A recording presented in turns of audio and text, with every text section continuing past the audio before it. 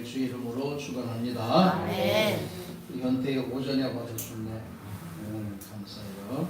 오늘은 십자가라고 하는 제목인데 십자가는 우리가 잘 아는 말씀이지만 십자가의 유래에 대한 부분부터 배경에 대한 내용을 먼저 좀 전하고 우리가 십자가의 의미를 이해하면 좋겠습니다. 십자가라고 하는 것은 옛 시대부터 유래되어 왔던 그런 형벌의 상징이 되어지는 부분인데요. 로마 제국에서는 이 십자가형에 쓰이던 사형틀에 불과했던 나무 토막 십자가였지만은 예수님이 십자가형을 당하고 난 이후 모든 그리스도인들에게는 대속적인 죽음을 우리가 생각하는 기독교의 유명한 상징이 되게 되었습니다. 십자가형이라는 것은요, 십자가의 가장 잔인하고 혹독한 형벌이 되어지는 부분인데요.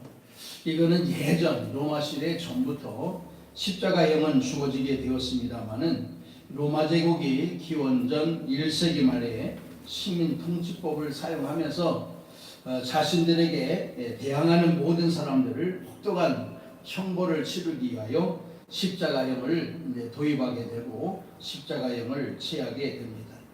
사실은 이제 처음에 십자가형은 나무에 매달려 놓는 게 아니고 나무에다가 묶어서 그 노예들에게 혹독한 체벌, 채찍질로 체벌하는 도구로 쓰임 받았던 십자가, 말 그대로 나무의 형틀이 되었지만은 그러나 기원 후 이제 서기가 되겠죠. 서기 1세기 때부터 시작해서 로마 제국에 반역하는 또 폭동하는 대항하는 사람들을 대상으로 이 사람들에게 함께 십자가형을 가하게 되는데요. 이게 좀 어폐가 있는 것은 자국민들, 즉 말 그대로 로마인들에게는 아무리 큰 죄를 지었다 하더라도 십자가 형벌을 내리지는 않습니다만은 반대로 이국인이나 아니면 타국민들, 노예 이런 사람들에게는 십자가형이 가해지게 됩니다. 좀 자국민을 생각하는 일들도 없지 않아 있지만은 어쨌든 로마인이 아닌 타국인들에게 내려지는 형벌은 가장 혹독한 형벌, 십자가의 죽음이 되게 되는 겁니다. 유대의 독립운동이 생겼는데요. 우리나라도 3.1운동 같은 운동이 있었잖아요. 이 로마에도, 유대에도 로마의 그 치하 속에서 2번 독립전쟁을 하게 됩니다. 뭐 자세한 내용은 다 드릴 수는 없지만 첫 번째 유대 독립운동이 주어지게 될 때에 기원 후가 되겠습니다. 서기 70년 정도에 66년부터 약 한 7, 8년 이렇게 되는 73년 동안에 유대 독립운동이 발생하게 되는데요. 그때 이제 로마의 티투스가 이끄는 로마 병정들로 인해서 예루살렘이 함락이 되어집니다. 다 불을 내고 그래서 결국 이 저항군들 유대인들을 몰살을 하게 되고 그네들을 이제 십자가형을 처하게 되는데 이때 당시 수천 명이 십자가형을 당하게 되었다는 이야기가 있습니다. 두 번째 유대 독립 운동이 생겨지게 되었는데요. 이것은 좀 더 지난 세월이 좀 지나서 서기 117년부터 138년 동안 이루어졌던 이런 유대 독립 항쟁이 되게 되는데요. 이때는요 하루에 500명씩 십자가형을 당했다고 해요. 하루에 500명. 1차 독립전쟁 때에는 수천 명이 죽었다라고 하는 통계로 끝나지만은 2차 독립운동이 주어지게 될 때는 하루에 500명씩 저항군들, 유대인들을 십자가형에 처하게 되었다는 이야기가 있습니다. 실제적인 이야기죠. 유명한 역사학자 요세푸스라고 하는 사람이 있는데요. 이 요세푸스가 기록한 내용을 보게 되면 더 이상 십자가를 세울 만한 공간이 없었다. 얼마나 많은 사람들을 십자가형을 처하게 되었는지 또 십자가형을 처하게 되더라도 그 나무조차도 구할 수가 없었다. 그래요. 하루에 500명씩이니까 그 세울 공간도 없고 나무를 구할 수도 없었다. 그런 얘기들입니다. 십자가형이라고 하는 것은 우리가 대략 인지를 하고 있습니다만은 십자가형은 어떻게 하느냐? 십자가형은 말 그대로 십자가에 매달아 놓고 옷을 전부 다 벗긴다 그래요. 다 벗겨요. 팬티 한 장 남겨놓지 아니하고 전부 벗겨놓고 십자가형을 취하게 되는데요. 그러다 보니까 사람들이 수치감을 생각하겠어요, 안 하겠어요? 네? 남자가 여자가 죽었다는 얘기는 없습니다만 남자가 다 벌거벗은 이제 십자가에 자신의 전신을 노출하고 십자가형을 당하게 되는 겁니다. 그러니 이거는 뭐 자존심이나 인격적으로 굉장한 수치를 당하게 되는 부분의 일인데요. 육체적인 고통을 가장 오랫동안 가하면서 죽어가게 하는 형벌이 십자가형이다. 좀 더 자세한 말씀은 좀 이외의 말씀을 나누도록 그렇게 하겠습니다.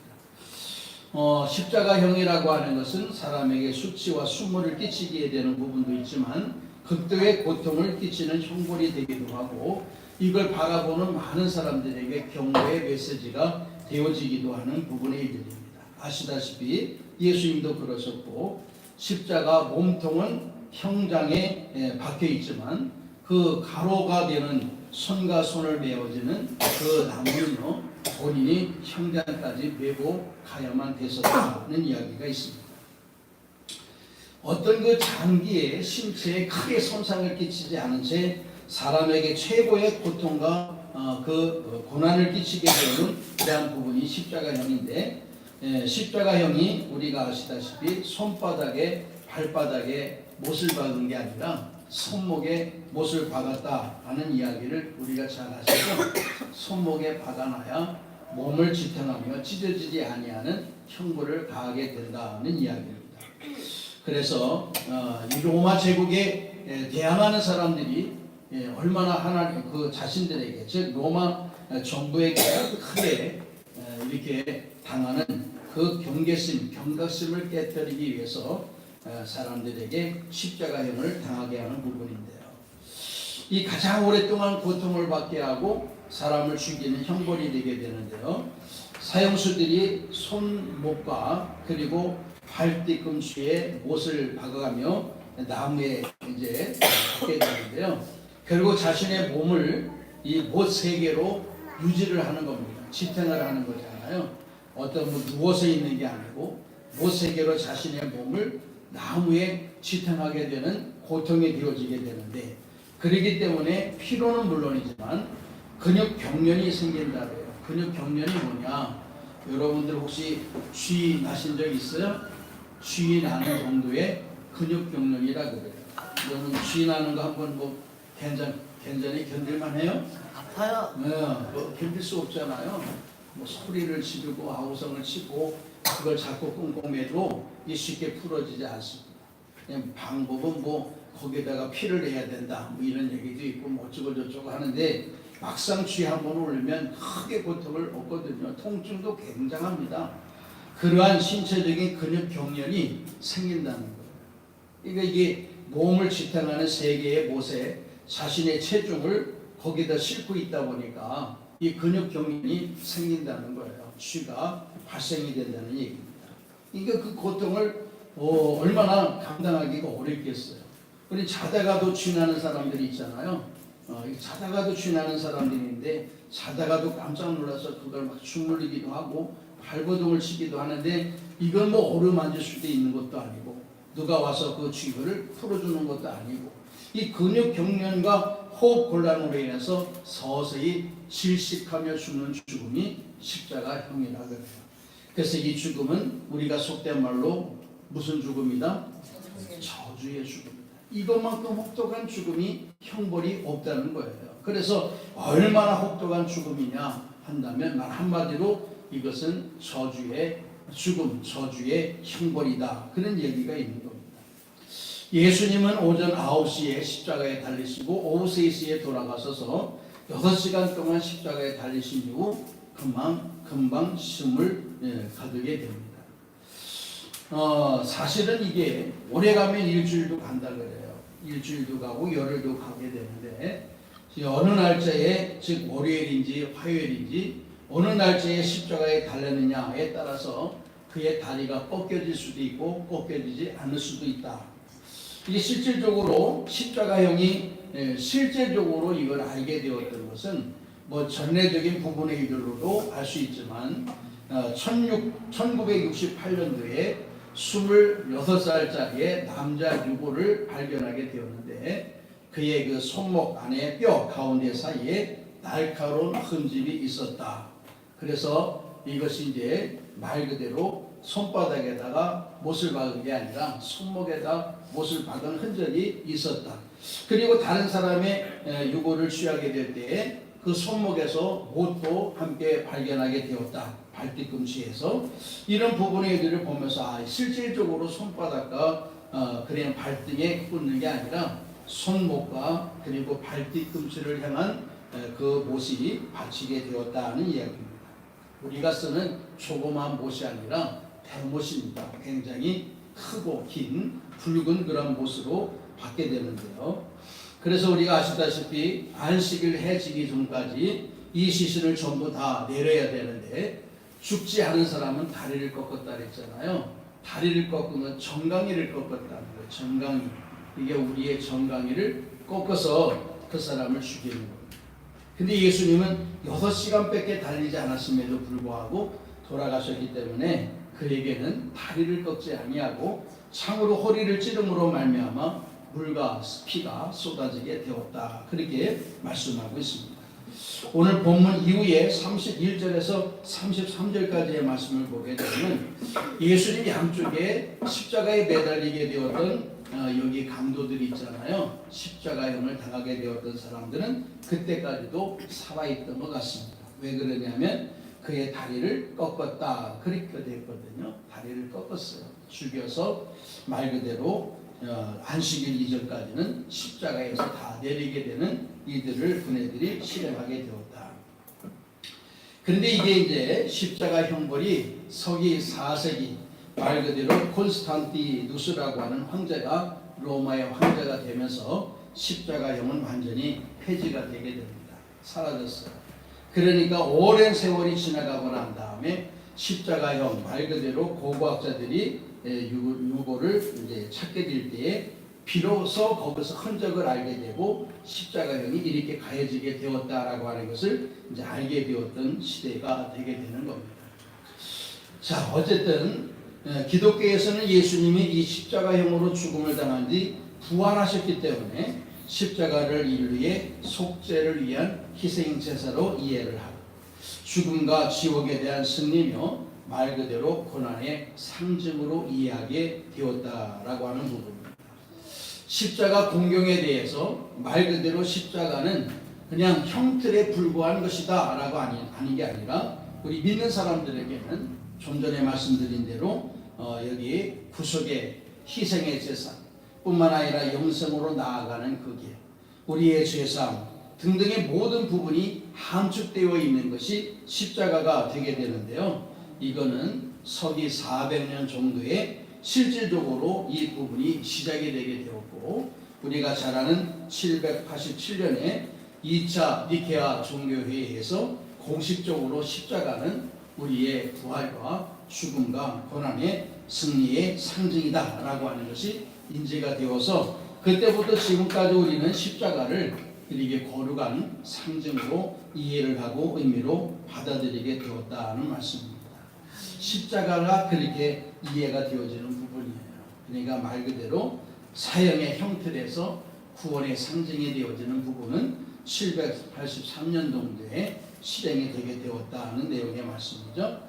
787년도 2차 니케아 종교회의에서 공식적으로 인정이 되게 되었다. 그러면 십자가가 우리에게 주는 교훈이 뭘까? 몇 가지 말씀드리면 첫째는요. 수치와 조소의 상징이 되는 거다. 아까 말씀드렸지만 수치와 조소의 상징. 사실 예수님은 하나님과 동일한 분이십니다. 성부, 성자, 성령 하나님이시고 천지창조를 하실 때에 하나님과 공동적으로 세상 우주 만물을 창조하신 능력의 주님이십니다. 그런데 피조물된 죄인된 이들에게 의해서 십자가를 지시게 되거든요. 그것도 조롱과 수치를 당하시면서 말입니다. 그래서 여기 이사야 53장 3절의 말씀 보게 되면 그는 멸시를 받아 사람들에게 버림받았다. 그렇게 되어 있어요. 멸시를 받았다. 조롱과 수치를 당하게 되었다는 내용의 말씀인데, 여기 보게 되면 요한복음 19장 오늘 본문 전에 보게 되면요, 23절에서 24절의 말씀 보게 되면 군인들이 예수님을 십자가에 못 박고 그의 겉옷을 취하여 4개씩 나눠 각각 한 개씩 얻었다 했어요. 그리고 난 다음에 뭐도 취했다고요? 속옷도 취했다. 아까 말씀드린 대로 십자가형에 달린 사람들은 옷을 전부 발가 벗기는 거예요. 빨개 벗기는 겁니다. 나체로 그리고 전라로 그렇게 죽음을 당하게 하는데, 속옷도 취해서 이 속옷은 이네들이 함께 나눠 갖자라고 하다가 제비 뽑아서 한 사람이 갖자 이렇게 결론을 내리게 되는 건데요. 우리가 예수님의 십자가 사진을 보게 되면 예수님의 그 허리 아래 그래도 수건이 이제 걸쳐져 있잖아요. 원래는 다 벗겨져 있는 것이 원칙이다. 그러니까 수치와 수모를 당하게 되는 일들이다. 그래요. 자, 옷을 벗김으로 말미암아 수치와 수모를 당하게 되고, 예수님께서는 또 그 옷을 벗기고 홍포를 입혀서 수치와 수모를 당하게 한 일들이 계속적으로 주어지게 되는데요. 이것은 십자가형에 당하는 일들은 아니지만 사람들이 예수님의 뺨을 치기도 하고 침을 뱉기도 하고 머리를 치기도 하고, 그것도 갈대로 말이죠. 그건 완전히 조롱이잖아요. 뿐만 아니라 이렇게 많은 사람들이 예수님을 조롱하고 수치와 수모를 당하게 되는데, 여기 마태복음 27장 41절에 보게 되면 대제사장들도 서기관들과 장로들과 함께 희롱하였다 이렇게 되어 있어요. 예수님을 희롱하게 되었다. 그러니까 십자가 그러면 말 그대로 한마디로 이야기하면 수치와 조소, 수모를 당하게 하는 상징적인 일들이었다 그거예요. 고통으로 죽이는 정도만이 아니라 많은 사람들이 지켜보고 살펴보고 지나가며 쳐다볼 때에 수치를 당하게 하는 그러한 일들이 첫 번째 의미였다. 두 번째는요, 신체적인 최고의 고통이 되는 겁니다. 우리나라에도 예전에 뭐 혁명 시대에 그런 일들이 많이 있었지만 고문 전문가가 있었죠. 고문하는데 전문가가 있었다. 그러니까 이 사람의 고문을 받으면 발설하지 않을 사람이 없을 정도로 고문의 전문가가 있었다는 얘기인데, 뭐 손톱을 뽑는다든지 아니면 손톱 안에다가 바늘을 꽂는다든지 아니면 뭐 그를 물에다가 담갔다가 띠낸다든지 아니면 수건을 얼굴에 대고 물을 붓는다든지 하여튼 뭐 수없이 많은 고문이라고 하는 것이 있는데요. 그런 고문보다도 비교할 수 없는 고통과 고문이 바로 십자가형이라고 하는 사실입니다. 가장 오랫동안 고통을 당하는 거예요. 빨리 죽으면 고통은 금방 잃어버릴 수 있지만 오랜 시간 동안에 그냥 하루 1시간부터 10시간이 아니라 며칠이 되어가도록 이 고통을 겪게 되는데요.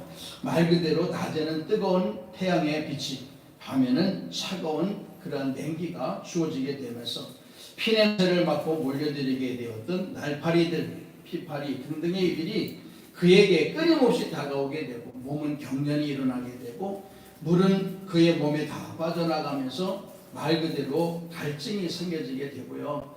머리에는 가시관을 씌워서 그 고통, 두통이라고 하는 이 고통은 이루 말할 수 없는 일들인데, 이와 같은 일들이 머리부터 손끝에 이르기까지 정말 십자가형에 달린 사람은 말 그대로 저주의 죽음이라 이해할 수 있을 정도로 큰 고통을 겪게 만드는 것이 그게 십자가의 죽음입니다. 많은 사람들은 그 십자가형을 바라보면서 우리도 이랬다가는 로마 사람들에 의해서 이런 형벌을 당하겠지라고 하는 생각을 갖게 되면서 하지 않게 만드는 경고의 메시지고 되는 부분의 일인데요. 마태복음 27장 48절에도 보게 되면 예수님에게 대면 쓸개를 탄 포도주를 갖다가 입에 데워주기도 했다는 얘기가 있고, 오늘 본문에도 마찬가지의 내용이 담겨져 있습니다. 뭐 그런 일들이 그에 주어지는 고통을 해소할 수 있는 것은 아니지만은 어쨌든 잠시라도 고통을 줄어들게 하기 위해서 쓸개탄 포도주를 그의 입에 데워주게 되었다는 이야기들이죠. 자, 이와 같은 이들이 양쪽 손목에 그리고 발에 못이 박혀지게 되고 머리에는 두통을 일으키는 행자나무 같은 긴 가시가 엮여 있는 멸관을 씌우게 되고요.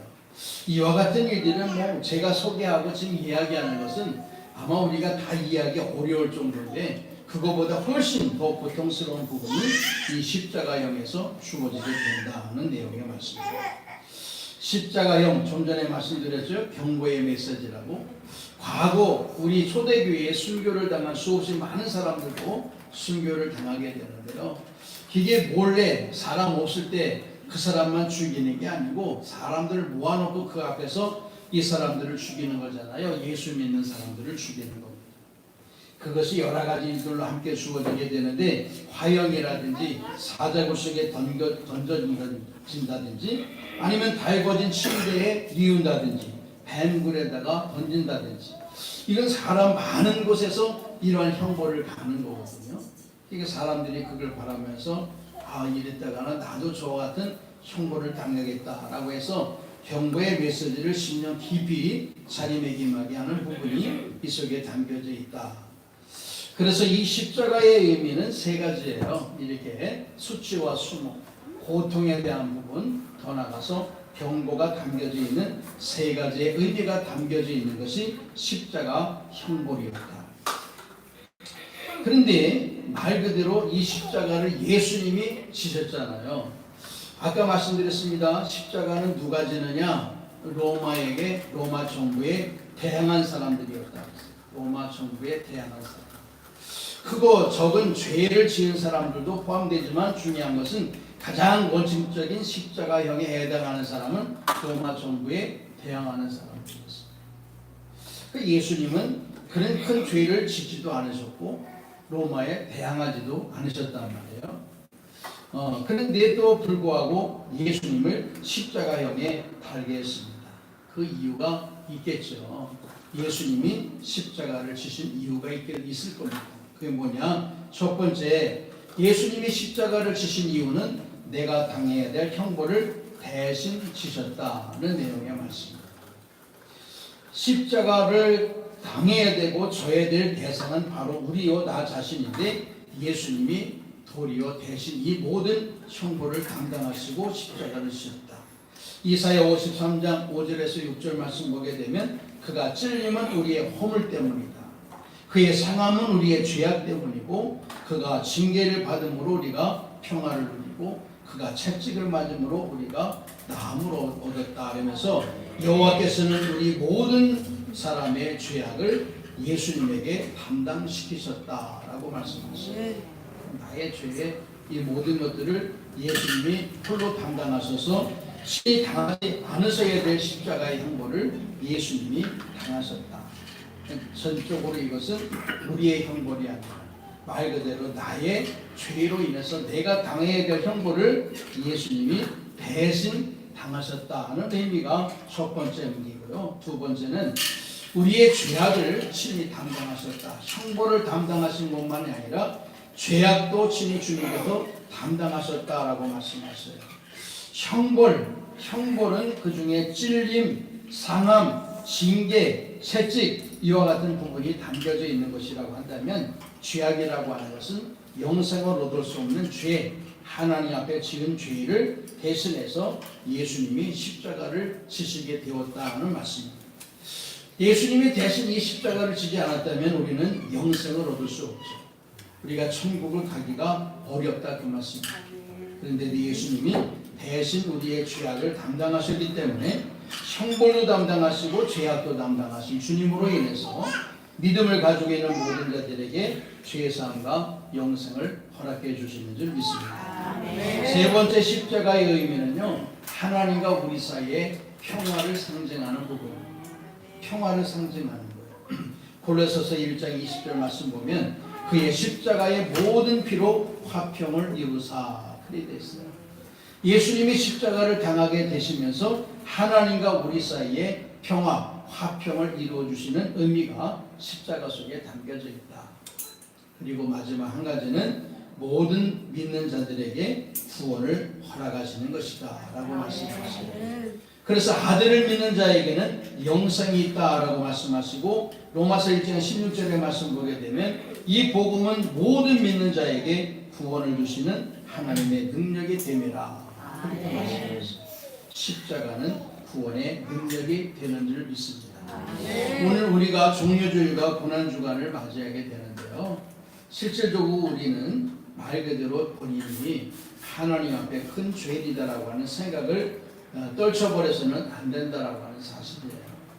내가 당해야 될 십자가의 형벌이요 죽음이거든요. 내가 당해야 될 일인데 그럼에도 불구하고 예수님이 대신 담당하셨다라고 하는 것은 우리에게는 큰 은혜가 되는 줄 믿습니다. 그래서 오늘들이 이 부분의 이들을 마음에 상기하고 우리가 고난주간을 대하는 한 주간의 의미가 되었으면 좋겠어요. 무엇보다도 수치를 내가 당해야 되고 형벌의 고통을 내가 당해야 될 것이지만은 대신 예수님이 수치를 당하시고 대신 형벌을 당하심으로 우리가 나음을 얻고 죄사함을 받아 영생을 얻게 되었다라고 하는 말씀입니다. 많은 사람들이 자존심을 깊게 생각하는 사람들이 많아요. 어떤 사람은 자존심 개나 줘라 라고 생각하는 사람도 있지만 이 자존심은 사실 우리의 전부잖아요. 우리의 전부예요. 그런데 예수님은 말 그대로 창조하신 능력자란 말이에요. 근데 피조물에게 조롱을 당하고 피조물 앞에 벌거벗은 전란을 보이게 되고요. 이는 그네들에게 핍박을 당하면서 그네들에게 힘없는 도수쟁에 끌려가는 어린 양과 같이 십자가를 지시는 나약한 예수님으로 표현하는 부분들이 성경에 많이 기록이 되어 있습니다. 모든 것들은 능력이 없어서가 아니라 우리가 이 일들을 감당하면 살 자가 없기 때문에 우리를 대신하여 예수님이 십자가를 지시게 되었다. 그러므로 우리는 끝까지 십자가를 우리가 나무 토막으로 형벌의 어떤 나무의 모습으로만 생각할 것입니다. 우리 마음속에 구원의 복음이 담겨져 있는 영생이 함축되어 있는 귀한 십자가라는 사실을 꼭 마음에 담고 기억을 하면서 오늘 우리가 고난주간에 이 은혜의 삶들을 살아가길 바라고, 고난주간만이 아니라 우리 평생에 십자가를 마음속 깊은 곳에 간직하며 은혜와 감사의 삶들을 살아갈 수 있는 우리가 되어지기를 주님의 이름으로 축원합니다. 기도하겠습니다. 좋으신 하나님 아버지, 은혜를 감사합니다. 내가 당해야 될 형벌이요 또한 십자가의 죽음이지만 주님이 대신 담당하셨다. 이것으로 인해서 믿는 우리들은 죄사함과 영생을 얻게 되었다라고 하는 말씀을 함께 나눕니다. 주님, 그렇습니다. 우리는 하루에도 수없이 많은 범죄를 저지르고 있습니다. 수없이 많은 죄악을 주님께 범하고 있습니다. 우리가 당해야 될 십자가는 한 번이 아니라 수천 번, 수만 번이 될 수밖에 없는 그러한 죄를 가지고 삶 살아가는 저희들이구나. 주님께서 저희들을 긍휼히 여기셔서 대신 십자가를 담당하심으로 말미암아 우리는 형벌을 면하고 죄의 삶 속에 영생을 얻게 되었으니 감사를 드립니다. 이 십자가의 은혜를 마음속 깊은 곳에 담아 평생 동안에 감사와 은혜의 삶들을 살아가는 우리 모든 이들을 되어지게 하옵소서. 예수님 이름으로 기도드리옵나이다. 아멘. 다 같이 일어나서서 주기도문 성경수를 기도해 보겠습니다.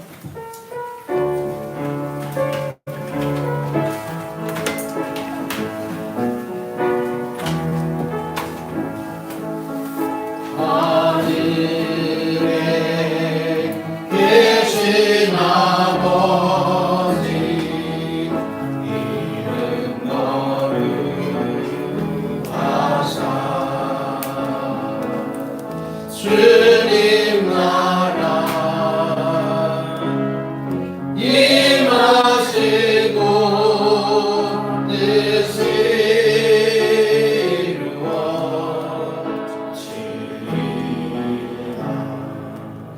일어나 양식 주시고 우리들의 문제 다 용서하옵소서.